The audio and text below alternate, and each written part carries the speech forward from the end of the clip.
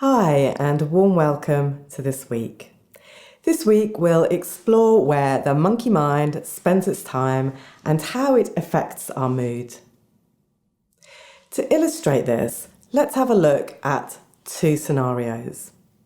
Consider this scenario.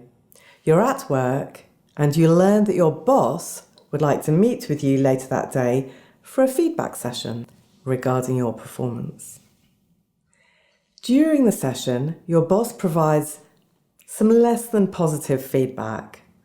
She expresses concern about your dedication and criticises the quality of your work. When you step out of her office, you see a colleague in the corridor. You greet this colleague, but he doesn't greet you back. Now let's take a minute to look at what might go through your mind right now about why your colleague didn't acknowledge you. You might be thinking, he knows I got poor feedback and is embarrassed for me. Or worse yet, what if I'm getting fired and he knows? You might also be thinking, what a jerk! Why didn't he at least say hi?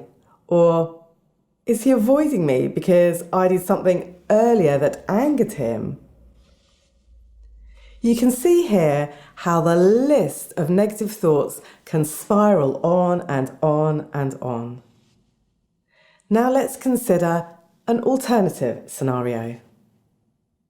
You're at work and you learn that your boss would like to meet with you later that day for a feedback session regarding your performance. This time, she gives you excellent feedback. She's impressed at all the effort you've been putting into your projects, and you're being given a bonus. When you step out of her office, you see a colleague in the corridor. You greet this colleague, but he doesn't greet you back. Now let's take a minute to consider how your interpretation may change this time. You might think, that was rude, and get back to reflecting on all the praise you just got from your boss. Or maybe, he knows I got a bonus and he's jealous. Or perhaps you're thinking, well, perhaps he didn't see me and he's got a lot on his mind. So what's changed in the second scenario? We can see that the way your mind interpreted your colleague's behaviour changed, but was there anything different about the actual event? The facts in both scenarios were exactly the same. Let's review them. You went to work, had a meeting with your boss, received feedback, and saw your colleague who didn't greet you. So what makes the lens in which you interpreted the situation so different? Well, here's the answer. It was how you were feeling when you saw your colleague. After receiving criticism from your boss, you may have been feeling sad, angry, or even ashamed. Conversely, when you were told your efforts had garnered you a bonus, you may have been feeling proud or even elated. So the point of these stories is that how we feel has a significant impact on how we see the world and interpret the meaning of events happening every day.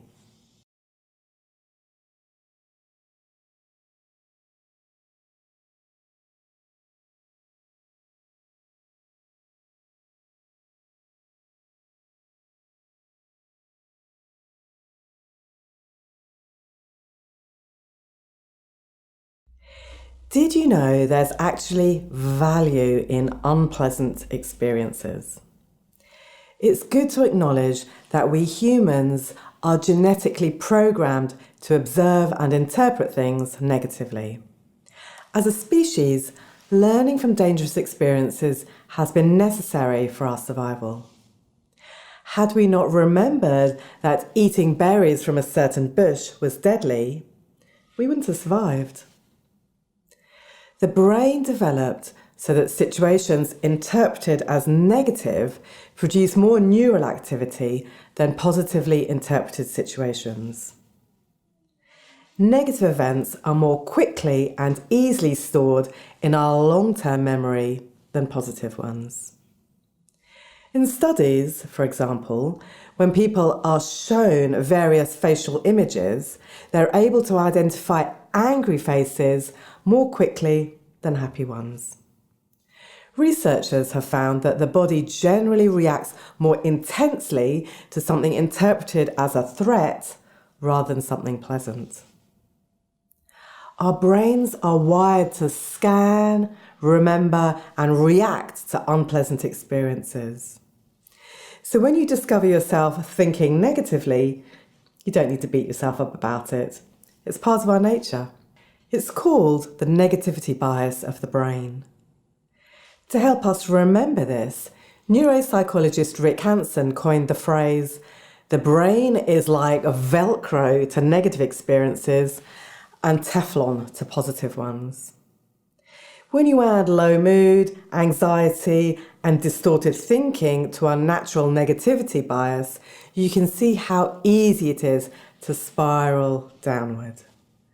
While negative experiences are easier for us to remember, research has proven that for positive events to be stored in long-term memory, we need to actively think about them for between 12 to 20 seconds or more.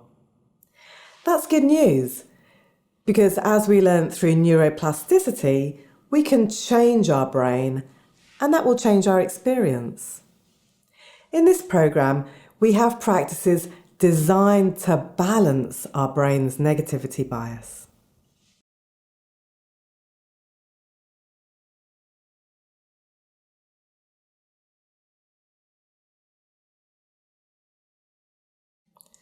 A major manifestation of the negativity bias is the inner critic. That's the part of ourselves that judges and attacks us. The inner critic is the voice in your head that says things like, "No point starting this hobby, you'll realise you suck and quit as usual." Or, "Why on earth did you make such a stupid mistake at work? You'll surely get fired now." Or, "Look at how lame your joke was. Nobody's laughing and everyone's judging you now." The inner critic is an important part of us. It's there to support you through life, to help you improve and be the best you can be. The inner critic thinks that by criticizing you before anyone else does, it's defending and protecting you from external judgment. When we feel stressed, the inner critic tends to become very loud, mean, and possibly overwhelm us. So how do we deal with an overactive inner critic? Well, the first step is to recognize the inner critic. So every time you hear your inner critic, you can think, it's you. Say hello. Even thank it for trying to take care of you. See if there's any value in the inner critic's comments. And then letting go of these thoughts, bringing your attention back to the body using your 5 senses and what's present here and now. In future weeks, we'll explore this theme more in an effort to develop techniques and strategies to work with the inner critic and to cultivate a gentler, kinder attitude towards yourself through self-compassion.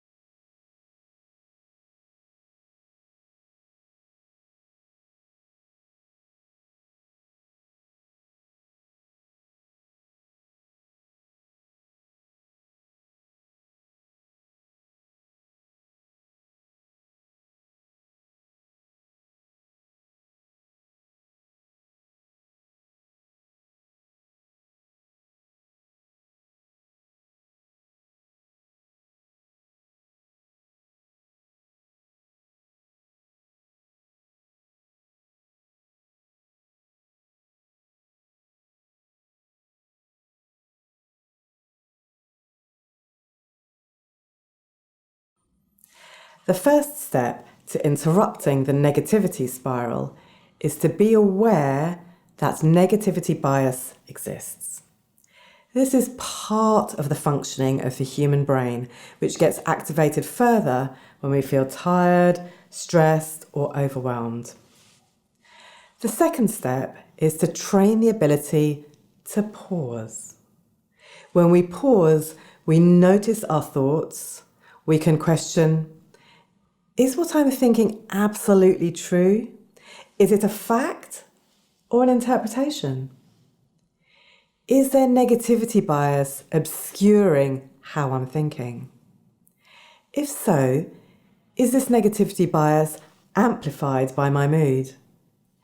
Instead of blindly believing all our thoughts, let's take a pause.